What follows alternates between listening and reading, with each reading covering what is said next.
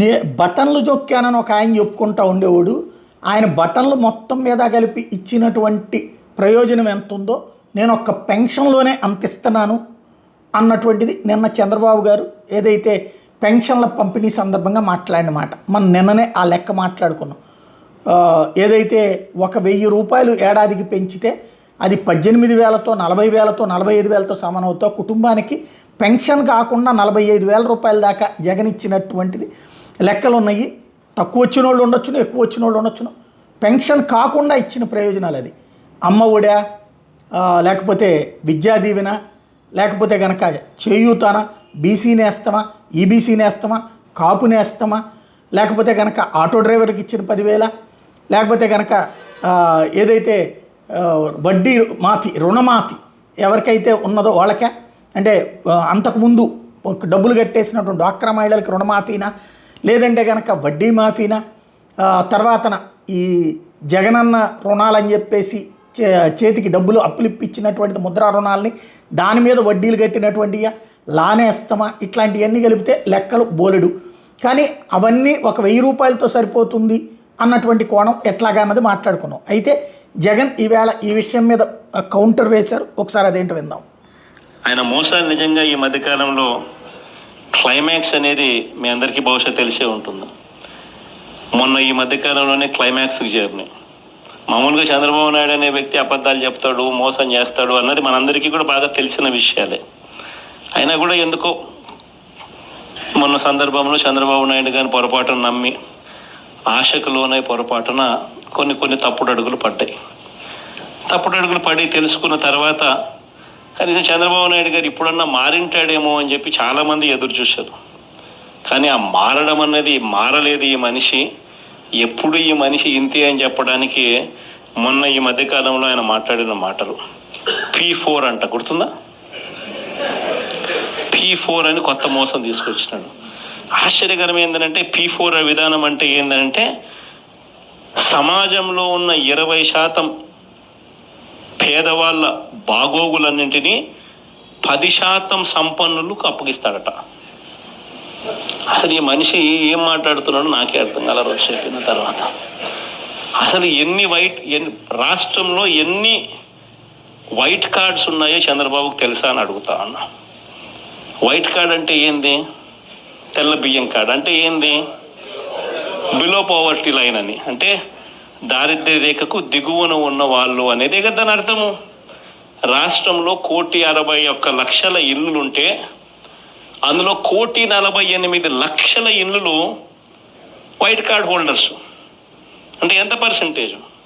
1,61,00,000కు 1,48,00,000 అంటే దాదాపుగా 90%. దాదాపు 90% రాష్ట్రంలో ఉన్న ఇళ్ళు ప్రజలు దారిద్ర్య రేఖకు దిగువన ఉన్నవాళ్ళు. మరి 90% మంది దిగువన ఉంటే ఈ పెద్ద మనిషి ఇంకొకటి అడుగుతా పోనీ, అసలు రాష్ట్రంలో ఎంతమంది ఇన్కమ్ ట్యాక్స్లు కడతా ఉండరు? అదన్నా ఈ పెద్ద మనిషి చంద్రబాబు నాయుడు తెలుసా అని అడుగుతా ఉన్నా. ఎందుకంటే ఇన్కమ్ ట్యాక్స్లు కట్టేది కేవలం 8,60,000 మంది మాత్రమే ఇన్కమ్ ట్యాక్స్లు కడుతున్నారు. మొత్తం మీద 25 లక్షల మంది ఇన్కమ్ ట్యాక్స్లు ఫైల్ చేస్తూ ఉన్నారు. అందులో నిల్ రిటర్న్స్ అని చెప్పి రాసే వాళ్ళను పోను ఇన్కమ్ ట్యాక్స్లు కట్టే వాళ్ళు ఎంత అంటే కేవలం 8,60,000 మంది మాత్రమే ఇన్కమ్ ట్యాక్స్లు రాష్ట్రంలో కడతా ఉన్నారు. మళ్ళీ 8,60,000 మందికి 1,48,00,000 మందికి అప్పచెప్పాలి కదా. మంచిగా అదే ఆయన చెప్పే P4 అంటే కూడా అక్కడ కూడా మళ్ళీ మోసమే. కేవలం 20% అంటాడు. ఆడ మోసమే. అసలు వాస్తవం చెప్పాలంటే కనీసం 1000 మంది ముందుకు రారు. కనీసం రాష్ట్రంలో 1000 మంది ముందుకు రారు. జరగదని చెప్పి అందరికీ తెలుసు. అవాస్తవాలని అందరికీ తెలుసు. ఈయన డ్రామాలు ఆడుతున్నాడని అందరికీ తెలుసు. ప్రజలందరూ నవ్వుకుంటున్నారు. ఈయన మాట్లాడేటప్పుడు మీటింగ్లో నుంచి మనుషులు కూడా వెళ్ళిపోతా ఉన్నారు. ఇంత అబద్ధాలు చెప్పాకయ్యా, ఇంత మోసం చేయకయ్యా అని చెప్పి చెప్తా ఉన్నా కూడా ఈ మనిషికి నేను చెప్పేది అబద్ధమే, నేను చెప్పేది ప్రజలు నమ్మాల్సిందే అని అబద్ధాల మీద అబద్ధాలు చెప్పుకుంటూ పోతా ఉన్నాడు.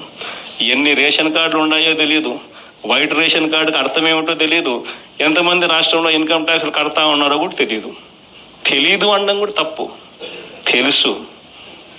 తెలుసు, కానీ మోసం. ఇప్పుడు కూడా సూపర్ 6 ఎందుకు అమలు చేయడం లేదా, సూపర్ 7 ఎందుకు అమలు చేయడం లేదంటే ఏమంటాడు, రాష్ట్రంలో అప్పులు 10 లక్షలు అంటాడు. ఎన్నిసార్లు చెప్పాలయ్యా నీకు రాష్ట్రంలో అప్పులు ఎంత ఉన్నాయి అని చెప్పి, 6.5 లక్షల కోట్లు రాష్ట్రంలో అప్పులు ఉన్నాయని చెప్పి నువ్వే అసెంబ్లీలో ప్రవేశపెట్టిన నీ బడ్జెట్ డాక్యుమెంట్ నువ్వే చెప్పించావు. ఆయన ప్రవేశపెట్టిన బడ్జెట్ డాక్యుమెంట్లో రాష్ట్రానికి సంబంధించిన అప్పులు ఎంత అంటే ఆయనే 6.5 లక్షలు అని చెప్పి ఆయనే చూపించారు.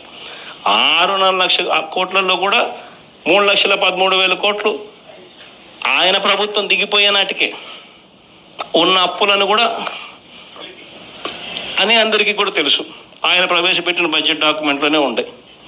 కానీ ఏమంటాడు, రాష్ట్రం భయంకరంగా చూపించాలా, 10 లక్షల కోట్లు, ఇంకా 2 రోజులు పోతే 12 లక్షల కోట్లు అంటాడు, ఇంకా 4 రోజులు పోతే 14 లక్షల కోట్లు అంటాడు. ఎందుకు? సూపర్ 6 ఎగరగొట్టడానికి, సూపర్ 7 ఎగరగొట్టడానికి మళ్ళీ ఒక అబద్ధం, అంటే ఇంకో పెద్ద గీత గీయడం.